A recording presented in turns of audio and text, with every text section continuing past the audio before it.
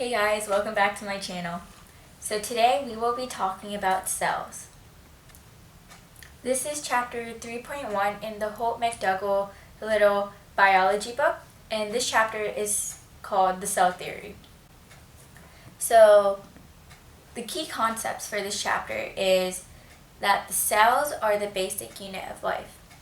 The main ideas for this chapter are early studies led to the development of the cell theory. Prokaryotic cells lack a nucleus and about most internal structures of a eukaryotic cell. So let's go over the vocab for this chapter. The first word is cell theory. Cell theory states that all organisms are made up of cells, all cells are produced by other living cells, and the cell is the most basic unit of life. The second word is cytoplasm. Cytoplasm is a jelly-like substance inside a cell that contains molecules and some cell organelles. The next word is organelle. Organelles are a membrane-bound structure that is specialized to perform a distinct process within a cell. The next word is prokaryotic cell. Prokaryotic cell is a cell that does not have a nucleus or other membrane-bound organelles. The next word is eukaryotic cell. A eukaryotic cell has a nucleus and other membrane-bound organelles. So let's see how cells came to discover. So cells are very small to see by the naked eye. The first step to discovering about cells was the invention of a compound microscope in the 1500s by a Dutch eyeglass maker, Zacharias Janssen. A compound microscope is a microscope that contains two or more lenses. And then in 1655, Robert Hooke tried to look at cells but was only looking at cell walls in empty space. So he really doesn't get the credit to discovering cells. Around the same time, Leeuwenhoek, he was a tradesman and he was trying to study his cloths. So he made a more powerful lens to look at cells.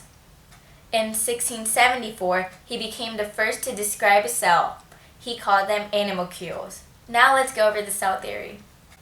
Theodor Schwann in 1839 published the first part of the cell theory. Many scientists contributed to the cell theory.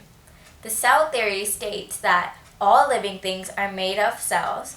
Cells are the basic unit structure and function in living things, and living cells only come from other cells. How big are cells? Cells can range in size from the largest, which are about the size of a period at the end of a sentence, to the smallest, which are so tiny that they can only be seen by a powerful microscope. Inside a cell are tiny organs called organelles.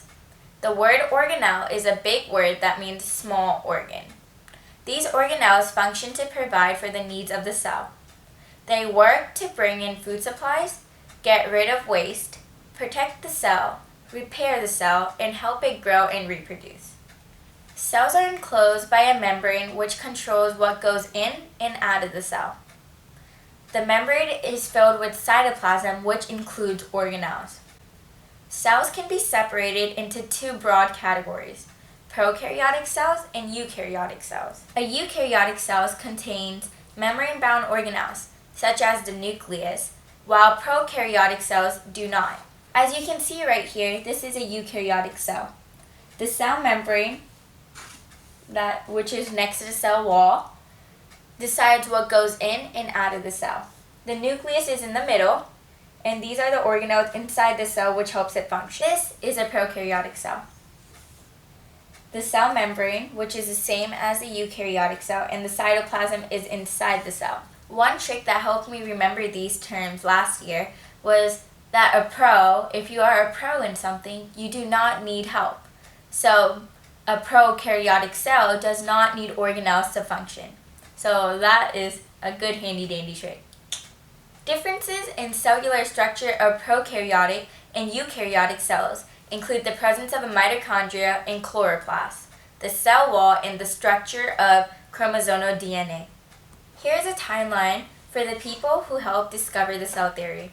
In the 1500s, Zacharias Janssen was the first to describe them. In 1665, Hooke was the first to identify and he named cells.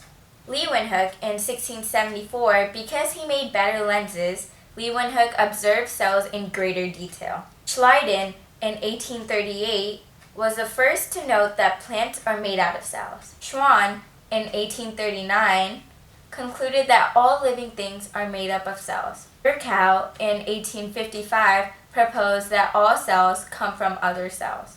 Well, that is it, my friends. So leave a comment down below if you think I should make more videos on this subject, or I'll be moving on to the next. And also comment down below if you want me to do other videos and suggest me ideas of other videos I should do on biology. I hope you learned something today, and I'll see you guys next time.